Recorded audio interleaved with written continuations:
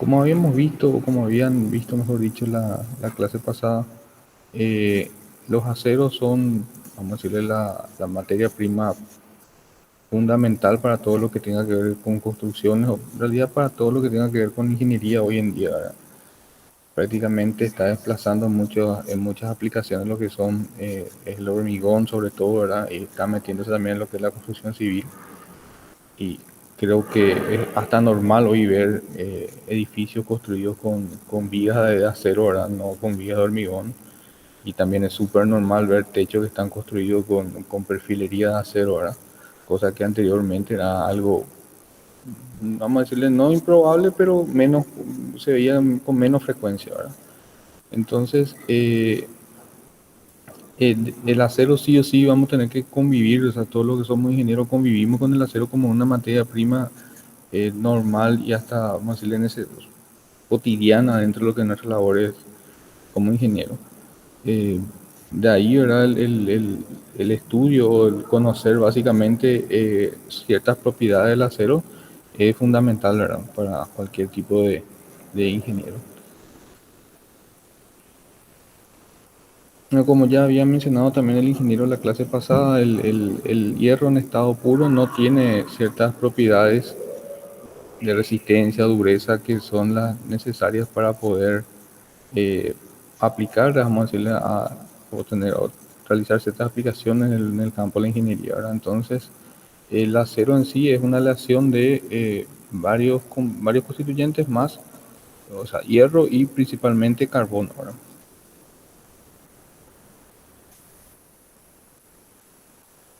Entonces, es por el acero es también la aleación ferrosa más común, vamos a decirle, que se tiene en el campo de la ingeniería. eh, Al menos en nuestro país, ¿verdad? No puedo hablar de otros países, creo que tampoco va a diferir tanto, ¿verdad? Pero en nuestro país estoy con seguridad, el acero es la aleación que, vamos a decirle, más común. ¿Y qué es una aleación? Una aleación es una combinación de propiedades metálicas compuesta por compuesta de dos o más elementos, los cuales por lo menos uno es metal. Bueno, eh, ¿por qué por lo menos uno es metal? Bueno, para que sea una aleación metálica, vamos a decirle, necesitamos que para que entre en esa categoría, uno de los componentes sea metálico, ¿verdad? Ahora, las aleaciones se dividen nuevamente en dos tipos, que son las aleaciones ferrosas y las no ferrosas. Las ferrosas son las que tienen como base el hierro, que el acero es, vamos a decirle, la aleación más común de esta clasificación. Y las no ferrosas son las que no contienen hierro. ¿Y cuáles son, por ejemplo, las aplicaciones de las aleaciones no ferrosas? Son, por ejemplo, el bronce, ¿verdad? Que las aleaciones, los materiales que son utilizados, por ejemplo, para el sistema de refrigeración, ¿verdad? Que tienen como base cobre u otros metales. Y dentro de las aleaciones ferrosas tenemos otras dos divisiones grandes, que uno es los aceros y las fundiciones. ¿En qué difieren cada una de ellas? Y la diferencia fundamental, aparte de las características que tiene cada uno de los materiales, la diferencia fundamental es la cantidad de carbono que tiene cada una de estas aleaciones. Se denomina acero a la aleación que tiene, cuyo contenido de carbono está comprendido entre 0,03% y 2% de peso. Nuevamente otra vez se puede dividir acero de baja aleación y de alta aleación. Los aceros de baja aleación son los aceros que cotidianamente utilizamos o se utiliza para construcciones, lo que se utiliza para fabricar, qué sé yo, carpintería metálica, lo que vemos normalmente en una herrería, en una metalúrgica normal. Y los aceros de alta aleación son los aceros que eh, tienen mayor cantidad, más del 5% en peso de elementos aleantes distintos al carbón. ¿Cuál es un acero de alta aleación común? Vamos a decir el acero inoxidable. El acero inoxidable entra dentro de la clasificación de acero de alta aleación, y todos los demás tipos de acero que cotidianamente vemos en una herrería, en una metalúrgica, son denominados acero de baja aleación. Las fundiciones son Es una aleación de hierro con carbono, ¿verdad? Cuyo porcentaje de carbono está entre el 2 y el 4,5% en peso de carbono. O sea, tiene muchísimo más carbono que el acero, ¿verdad? Entonces, ¿qué se diferencia también en aplicación en características el acero de la fundición? Evidentemente por tener mayor cantidad de carbono, la fundición es mucho más dura. Es un material duro, es un material que se utiliza por lo general para desgaste o para elementos que son sometidos a fricción constante, ¿verdad? Y cuando un material adquiere esa propiedad de alta dureza, lo que pierde es ductilidad, o sea, es muy difícil de trabajar una fundición. O sea, una fundición es muy poco probable, vamos a decirle, que se pueda mecanizar por arranque viruta, como sí se puede hacer en un acero, ¿verdad? O sea, es poco probable que una fundición se pueda someter a un proceso de torneado, un proceso de fresado. No te digo que es imposible, pero sí tiene mucho más trabajo, sí tiene mucho más, em, tiene mucho más, eh, tiene mucha más preparación previa para hacer un trabajo de mecanizado por arranque viruta que para un acero normal, vamos a decirle, no se requiere. Eh, bueno, otra diferencia fundamental también en el campo ya de la aplicación, vamos a decirle, en la parte ya aplicativa de estos tipos de materiales es que el acero, a diferencia de la fundición, es mucho más fácil soldar. O sea, soldar un acero es prácticamente no. También depende del tipo de acero, ¿verdad? Pero un acero normal, vamos a decirlo, un SAE 1020, eh, no es complicado de soldar. Eh, ¿Por qué? Porque vamos a decir, la propiedad de soldabilidad de un metal es reducida si aumenta el porcentaje de carbono. O sea, es una relación inversamente proporcional. A mayor cantidad de carbono, la soldabilidad del material se reduce. Entonces es mucho más fácil soldar y unir dos piezas de acero que dos piezas de fundición. No es que no se pueda soldar, solamente que las fundiciones requieren de un tratamiento previo para la soldadura y también posterior a la soldadura para que queden en óptimas condiciones. A la vez también no se suela con electrodos comunes, se suela con electrodos especiales. Todos estos detalles de soldadura y demás van a ir viendo con el ingeniero Stanley. Creo que la próxima clase ya entran en soldadura, ¿verdad? Entonces van a ir tocando todos estos detalles. Eh, por ejemplo, en un caso práctico, ¿verdad? En un lugar donde estaba trabajando se rompió un acople que era de fundición, que evidentemente nadie sabía que era de fundición, ¿verdad? Pero cuando empezamos cuando encontramos ya el acople roto, ¿verdad?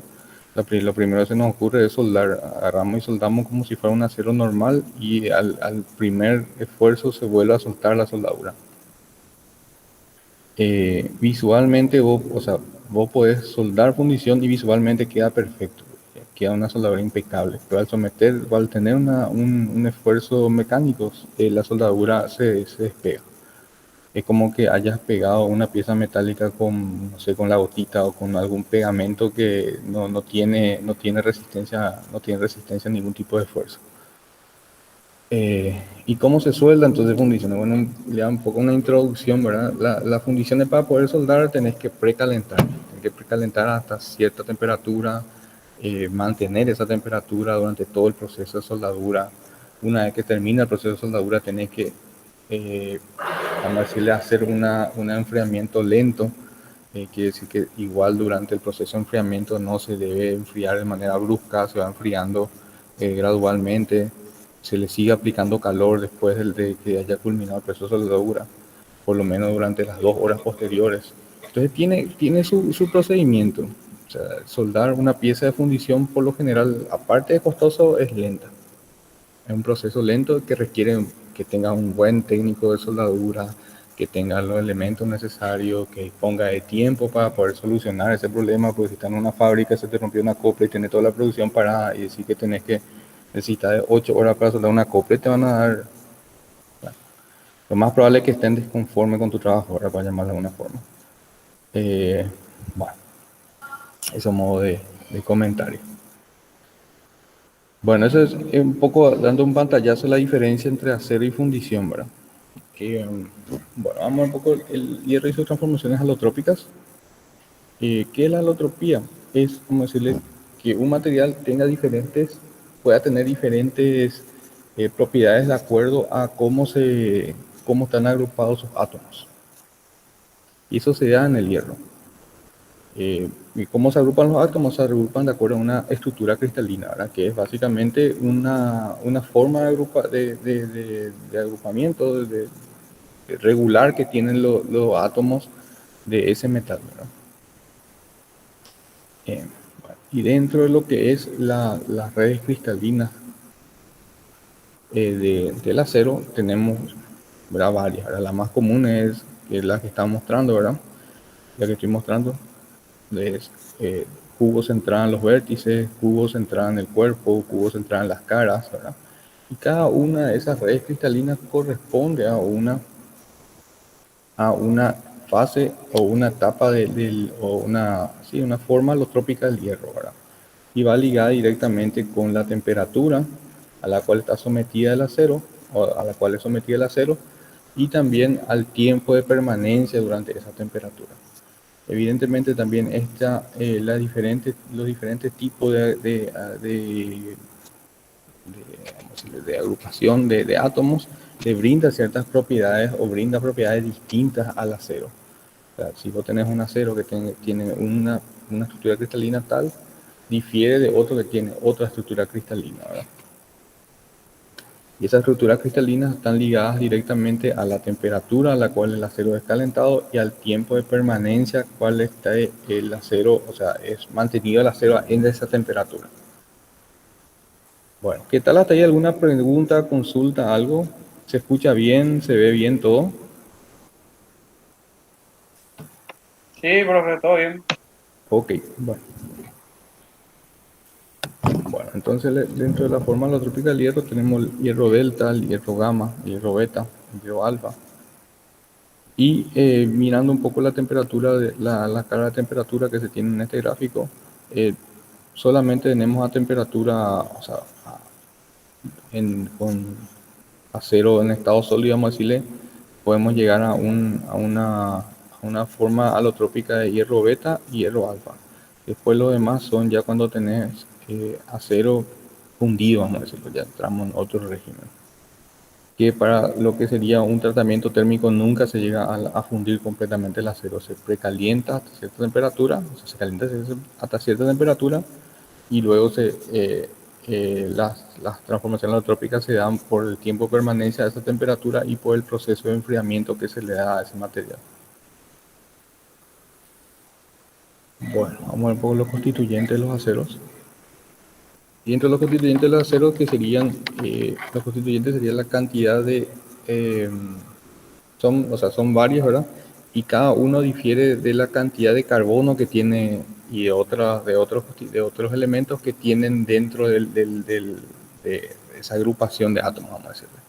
La ferrita, por ejemplo, es prácticamente hierro en estado puro, donde no se tiene casi átomos de carbono, lo que hace que sea un constituyente que brinda mucha más ductilidad al acero, pero no le da ningún tipo de resistencia mecánica.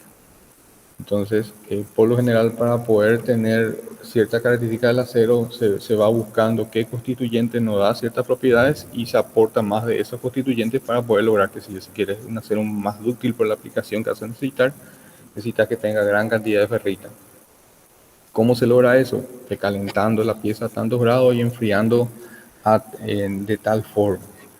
Qué sé yo, estoy hablando grandes rasgos ahora, pero es básicamente esa la forma que se obtiene estos constituyentes. La cementita en contrapartida tiene gran cantidad de carbono, lo que hace que sea un constituyente mucho más duro, que aporta mucho más resistencia, pero también fragilidad. Y así sucesivamente, ¿verdad? La perlita, la austenita, la martensita, vainita y la de burrita son los constituyentes del acero, ¿verdad? Que están citados acá, pero yo al menos le digo, yo de mi parte no voy a pretender que ustedes aprendan esto de memoria, más que nada está como para que tengan una guía de qué es cada constituyente y qué aporta eso al acero, ¿verdad? pero no va a ser, o sea, hablando mal y pronto, va a ser muy poco probable que salgan el examen cuánto el porcentaje de cementita, de carbono que tiene la cementita y de hierro, y que sepan de memoria. No veo necesario eso. Más que nada saber qué son los constituyentes y que cada constituyente qué característica fundamental tiene. Más que nada, para mí al menos sería más interesante que conozcan eso antes que sepan exactamente el porcentaje de carbono, ¿verdad? Eso ya es más para alguien que se dedica a la parte metalúrgica o de fundición full time, ¿verdad? O sea, un ingeniero metalúrgico, un ingeniero mecánico y que está full en eso, ¿verdad? Pero sí es necesario que sepan los constituyentes y que, bueno, en el material va a estar también expresado los valores, ¿verdad? Como para que tengan de guía. Bueno, la perlita, la austenita, la martencita, vainita y de burrita. Y bueno, y ya como para ir finalizando de vuelta, mucho más rápido de lo que pensé en la clase, eh, está el diagrama hierro-carbono. Ahora, el diagrama hierro-carbono lo que nos dice es básicamente a cierto porcentaje de carbono y a cierta temperatura, qué estado y qué constituyente tenemos en nuestro acero, ¿verdad? Y también podemos determinar una curva de enfriamiento del cual nos puede dar ese constituyente a temperatura ambiente. No sé si ustedes llegaron a hacer temple en ciencias y tecnología de los materiales, si mal no recuerdo el nombre que tenían de esa materia de tercer semestre. ¿Hicieron temple ustedes?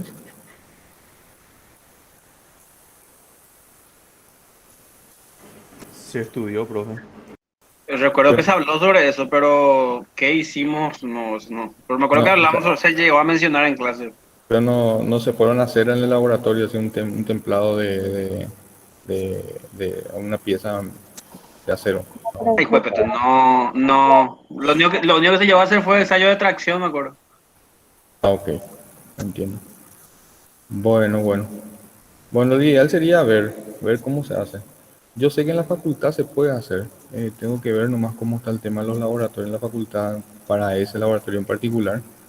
Pero la idea también es un poco ir dando muchas más horas de laboratorio a esta cátedra, ¿verdad? Pues si bien ven que la teoría es interesante, pero también es un poco tediosa, va a ser un poco distinta si empezamos a aportar horas de laboratorio donde ustedes puedan ver en realidad la diferencia entre un acero y una fundición y se le pueda mostrar y puedan tocar y puedan inclusive, si pueden hacer, sacarle chispa con una moladora y ver la diferencia de las chispas que hay. Entonces es una técnica, vamos a decirle, sencilla que se utiliza en los talleres como para saber si es acero o fundición. Y mientras más roja la chispa quiere decir que el porcentaje de carbono es más elevado, ¿verdad? Eh, y cosas así. Entonces, tener esa experiencia de taller como para que cuando salga al campo laboral no sean, o sea, no sean, como a todos nos pasó, ¿verdad? Objeto de burla de todos los técnicos, ¿verdad? Que salimos de la facultad orgullosos con nuestro título, pero literalmente no sabemos nada. Y bueno, se aprende ahí, ¿verdad? En fin, una consulta, porque ya vamos terminando, prácticamente ya, de hecho que ya estamos culminando.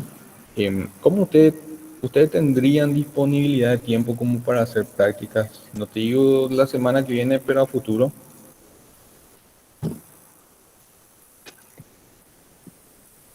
Sí, pero supongo que si no coincide con las materias que llevamos, sí. ¿Y qué horario disponen? Eso está complicado. O sea, si vas a ir solamente por el horario de quinto semestre, por ejemplo, todas las mañanas están libres.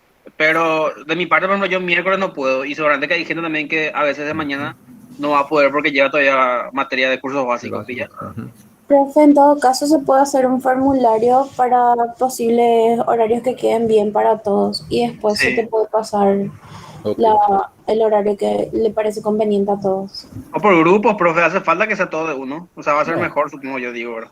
no se puede hacer por grupo porque en el laboratorio sé que hoy de tarde, por ejemplo, hay gente en Fiuna que les puede mostrar la parte metalúrgica, ¿verdad? Que está desde las 16, está por la facultad. pero necesitaría como para que el ad hoc adecue ese horario o me pongan otro laboratorista a disposición, necesitaría saber un horario que ustedes dispondrían como para que también solicitarlo. Entonces, no Cualquier sé día y si, cualquier horario, profe. y es negociable, ¿verdad? Si la mayoría puede que sea un martes a las 3 de la tarde, bueno, vamos a ver si pueden hacerlo un esfuerzo y poner un laboratorista en ese tiempo, en ese horario. Sí, sí, sí, profe, te entiendo. Eh, ok, bueno, gente, bueno, era una presentación muy breve la que tenía. No sé si tienen alguna consulta respecto a la presentación que hice. Creo que no, profe. Bueno, ¿será que pueden encaminar con la delegada, con Rebeca, el tema de los horarios, por favor? Y si Sí, pueden profe. tener esta semana, mejor, ¿verdad? Después Rebeca me pasa por WhatsApp, como sea nomás, por WhatsApp o correo y ya está. Y yo veo y le voy manteniendo informado como para que, informado mejor dicho, como para que podamos hacer prácticas en el laboratorio. Dale, profe. Bueno, dale, está entonces. Si no tiene ninguna consulta, vamos dejando por acá la clase de hoy, porque está grabado ya.